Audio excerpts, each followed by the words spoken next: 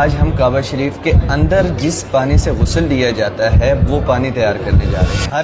सब छोड़ चुके थे धर्म कर्म गौरव गुमान ऋषि मुनियों का, फिर संध्या हवन यज्ञ करना सिखला दिया ऋषि दयानंद ने। वेदों का डंका आलम में बजवा दिया ऋषि दयानंद ने। आदर्श पुरातन शिक्षा का बतला दिया ऋषि दयानंद ने। वेदों का डंका। नमस्ते सभी को। तो गत रविवार मैंने आर्य समाज मंदिर में जो व्याख्यान दिया तो उसमें ये बताया था कि मुसलमान लोग इस धरती के सबसे बड़े बुत परस्त हैं। अच्छा, ये बात प्रचारित करने वाले सबसे पहले महर्षि दयानंद ही थे, जिन्होंने ये बात जोर शोर से प्रचारित की कि सबसे बड़े बुत परस्त तो मुसलमान ही हैं। कैसे हैं? तो आइए कुरान से प्रमाण लेते हैं। तो कुरान की आयत सत्यात प्रकाश में महर्षि जी उद्धृत करते हैं। तो क्या बोलते हैं कि देखिए, निश्चय हम तेरा मुख को आसमान में फिरता देखते हैं, अवश्य हम तुझे उस किबले की ओर फेरेंगे कि पसंद करें उसको। अच्छा, किबला क्या होता है? तो हर मस्जिद में एक किबला होता है और ऐसी मान्यता है कि उसका रुख जो है काबा की तरफ होता है, यानी यहीं से बैठ के मुस्लिम जो सर झुकाते हैं। उसके बाद कहते हैं कि अल्लाह निराकार है, खैर अलग विषय है। आगे देखिए, बस अपना मुख मस्जिदुल हराम की ओर फेर, जहां कहीं तुम हो अपना मुख उसकी ओर फेरो। तो समीक्षक कहते हैं क्या यह छोटी बुत परस्ती है कि बड़ी? तो प्रश्न है, यानी पूर्व पक्ष कहता है मुसलमान, हम मुस्लिम लोग बुत परस्त नहीं हैं, हम तो बुत सिकन है, अर्थात बुतों को तोड़ने वाले हैं, हम किबले को खुदा नहीं समझते। तो उत्तर दे रहे हैं महर्षि जी, तो क्या जिनको तुम बुतपरस्त समझते हो वे भी उस मूर्ति को ईश्वर थोड़ी समझते हैं, किंतु उसके सामने परमेश्वर की भक्ति करते हैं। यदि बुतों के तोड़ने वाले हो तो उस मस्जिद किबले बड़े बुत को क्यों नहीं तोड़ देते?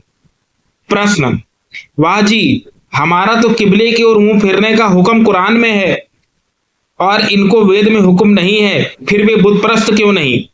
और हम क्यों? क्योंकि हम तो खुदा का हुक्म है इसलिए हम मानते हैं। तो महर्षि जी उत्तर देते हैं, जैसे तुम्हारे कुरान में हुक्म है वैसे ही इनके पुराणों में हुक्म है। जैसे तुम कुरान को खुदा का कलाम मानते हो वैसे ये पुराणों को खुदा के अवतार वेदव्यास जी का वचन मानते हैं। खुदा का अर्थ यहाँ ईश्वर। तुम में और इनमें बुत परस्ती का कुछ भी भिन्न भाव नहीं, प्रत्युत तुम बड़े बुत परस्त हो, ये छोटे हैं। क्योंकि जब तक कोई मनुष्य अपने घर में प्रविष्ट हुई बिल्ली को निकालने लगे तब तक उसके घर में ऊंट प्रविष्ट हो जाए। वैसे ही मोहम्मद साहब ने छोटे बुत को मुसलमानों के मन से निकाल दिया, लेकिन जो बड़ा बुत था पहाड़ के जैसा मक्के में मस्जिद है वह सब मुसलमानों के मन में प्रविष्ट करा दी। क्या यह छोटी बुत परस्ती नहीं है? जो हम लोग वैदिक हैं तो तुम भी क्यों नहीं वैदिक हो जाते? तो बुत परस्ती आदि बुराइयों से बच जाओ।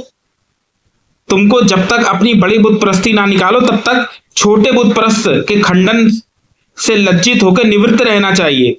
अर्थात तुम्हें कोई अधिकार नहीं कि हिंदुओं को कुछ बोलने का मूर्ति पूजा के लिए। जो पौराणिक मूर्ति पूजा करते हैं मुसलमानों को कोई अधिकार नहीं बोलने का, क्योंकि तुम तो बड़े बुत परस्त हो। तुम तो यहीं से बैठ के काबा की ओर सजदा करते हो, तो ये तो महाबुत परस्ती हुई। भाई, तुम यहीं से बैठकर काबा की ओर सजदा कर रहे हो क्योंकि किबला है, क्योंकि जो किबला है उसका रुख काबा की तरफ होता है, और तुम यहीं से बैठकर सजदा कर रहे हो। और कुरान में एक आयत आई है कि जो खाने काबा है वो अल्लाह मियाँ का घर है।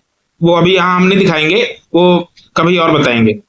तो भाव ये निकला कि जो बड़े बुत परस्त हैं काबा को नहलाओ धुलाओ खिलाओ पिलाओ। आगे आप देखिएगा, आज हम काबा शरीफ के अंदर जिस पानी से गुस्ल दिया जाता है वो पानी तैयार करने जा रहे हैं। हर साल 15 मुहर्रम को काबा शरीफ को धोया जाता है। खालिम अल हरमैन शरीफैन किंग सलमान हफिज़हुल्लाह इसको धोते हैं, या फिर जिनको वो खुद भेजते हैं अपने ऑर्डर पे कि जाके काबा शरीफ को धो के। जो बर्तन इस्तेमाल होते हैं काबा शरीफ को धोने के लिए, ये एक खास बर्तन होते हैं। जिस तरह आप देख रहे हैं यहाँ पर एक गैलन है, साथ में एक जग है, कुछ कप है, और साथ में ये एक डोल है जिसके अंदर धोते हैं, जिसके अंदर परफ्यूम बनाया जाता है। जिन चीजों से काबा शरीफ को अंदर से धोया जाता है उसमें 1 लीटर जमजम पानी होता है और 20 तोला यहाँ पर वर्द होता है, जिसको कहते हैं रोज परफ्यूम जो होता है या रोज ऑयल होता है, वो यहाँ पर 20 तोला इस्तेमाल किया जाता है और आधा तोला यहाँ पर ऊद इस्तेमाल किया जाता है। इन सारी चीजों को मिक्स बनाया जाता है। इस बर्तन को इस्तेमाल किया जाता है ये सारी चीजें मिक्स करने के लिए, और मिक्स करने के बाद इस तरह की उसकी शक्ल निकलती है। जब ये एक परफ्यूम तैयार हो जाता है उसके बाद उसको इस बर्तन के अंदर रखा जाता है, और इस तरह के टॉवल्स होते हैं जिनको यूं पानी में डाल के निकाल के, और इस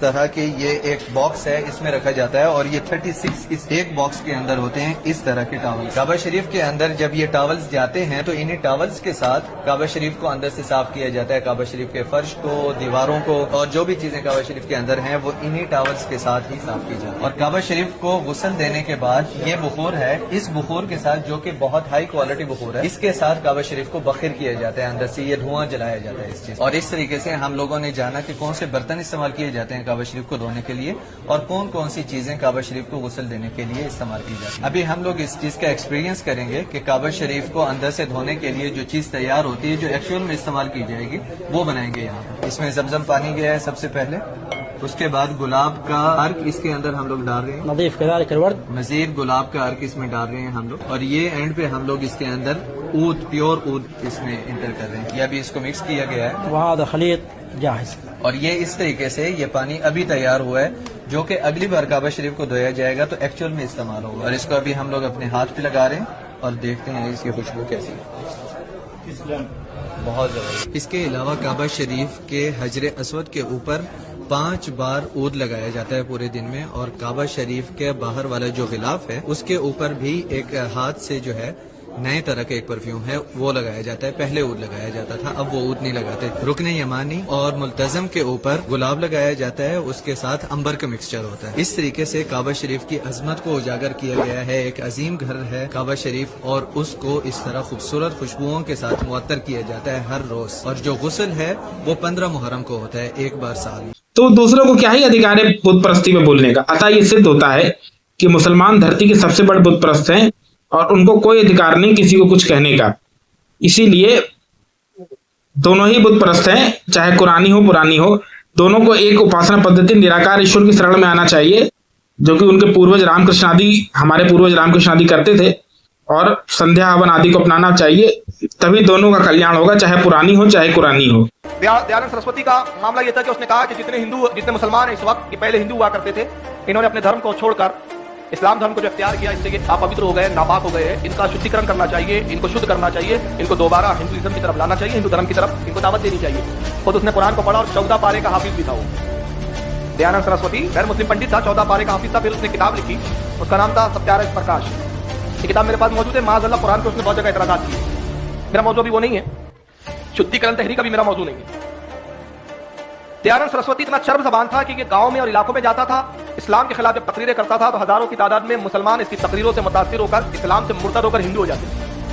माज़अल्लाह, ये जब इतना भयानक उस वक्त हालात और उस वक्त सूरत हाल थी, बिना हम भटके थे, मत पंथों में अटके थे, पुराने बाइबल और पुराणों के फंदे में लटके, फैली थी जितनी कुरीतियां उन सबको मिटा के गए। सुनो सजनों, ऋषि दयानंद आए भारत में, एक पौधा लगा के गए। सुनो सजनों, ऋषि दयानंद आए भारत में, एक पौधा।